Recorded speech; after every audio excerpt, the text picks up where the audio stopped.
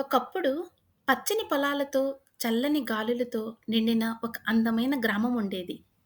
ఆ గ్రామంలో రైతు రాఘవుడు జీవించేవాడు. ఒకరోజు రైతు రాఘవుడు ఆ గ్రామం అంచుల్లో 2 మామిడి మొక్కలని పక్కపక్కన నాటి పెంచి పెద్ద చేశాడు.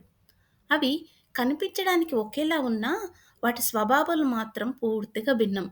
మొదటి చెట్టు చాలా అహంకారం కలిగినది. నేనే ఈ గ్రామంలో ఎత్తైన చెట్టుని. నా కొమ్మలు విశాలంగా విస్తరించాయి. నా పండ్లు చాలా పెద్దవి అని ఎప్పుడూ తనను తానే పొగుడుకుంటూ ఉండేది. పక్షులని, ఉడతలని దాని కొమ్మలపై కూర్చోవడానికి వచ్చినా అది కోపంగా ఇక్కడికి రాకండి. నా ఆకులు, పువ్వులు పాడవుతాయని తరిమేది. కానీ రెండో చెట్టు మాత్రం మంచి హృదయం కలిగినది. అది ప్రతి జీవికి ఆశ్రయం ఇచ్చేది. పక్షులు అందులో గూర్లు కట్టుకొని జీవించేవి. ఉడతలు కూడా ఆనందంగా ఆడుకునేవి. గ్రామపు పిల్లలు కూడా దాని చల్లని నీడలో ఆడుకునేవారు. ప్రేమ పంచుకోవడం చాలా ఆనందం అని ఆ చెట్టు నెమ్మదిగా భావించసాగింది. కాలం గడిచింది. వేసవి కాలం రానే వచ్చింది. 2 చెట్లల్లోనూ పెద్ద, ముదురు తీపి మామిడి పండ్లు వచ్చాయి. అహంకారం కలిగిన చెట్టు ఈసారి నా పండ్లు తింటే అందరూ నన్నే మెచ్చుకుంటారని గర్వపడింది. ఒక్క పండు కూడా పడిపోకుండా దాని కొమ్మలను కఠినంగా పట్టుకొని ఉండేది.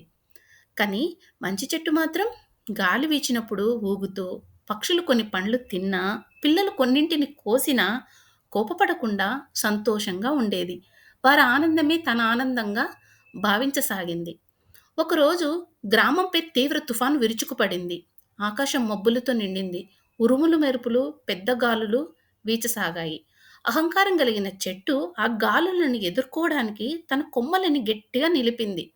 వంపు తిప్పుకోకుండా ఎదిరించడంతో అది బలహీనపడింది. ఒక్కసారిగా వచ్చిన భారీ గాలికి అది విరిగి నేలకొరిగిపోయింది. మంచి చెట్టు మాత్రం గాలికి అనుగుణంగా ఊగుతూ నిలిచింది. అది వంగింది, దొర్లింది, తనను తాను రక్షించుకుంది. తుఫాను ముగిసే సమయానికి కొన్ని ఆకులు రాలిపోయినా, కొమ్మలు విరిగినా అది బ్రతికి నిలిచి ఉంది. మరుసటి రోజు ఉదయం గ్రామస్తులు వచ్చి పడిపోయిన చెట్టును చూసి ఆశ్చర్యపోయారు. ఎత్తు ఉండటం కాదు, గాలికి అనుగుణంగా వంగడం నేర్చుకోవడం ముఖ్యం అని రైతు రాఘవుడు బాధగా అన్నాడు. ఆ తర్వాత వారు నిలిచిన మంచి చెట్టును చూశారు. దాని నీడ మళ్ళీ వారిని కాపాడుతుందని భావించారు.